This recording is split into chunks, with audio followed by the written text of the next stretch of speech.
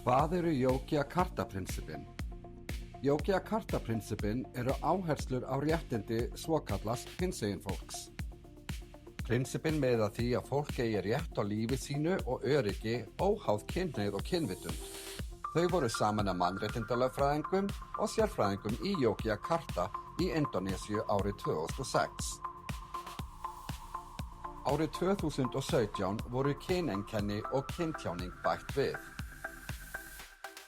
Fólk, stofnanir og fyrirtæki vinna samkvæmt Yogyakarta-prinsippunum og telja sig vera að stuðla að jafnrétti. En er þetta góð hugmynd? Skoðum aðeins málið.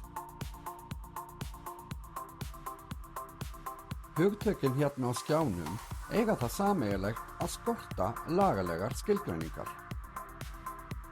Þegar ríki setja lög á grundvelli óljósra hugtaka eins og kynvitundar, þá er réttindum annarra hópa stefnt í hættu. Í þessari seríu skoðum við áhrifin á stöðu viðkvæmra hópa og áhrifin á mannréttindi sem okkur öllum þykir sjálfsögð.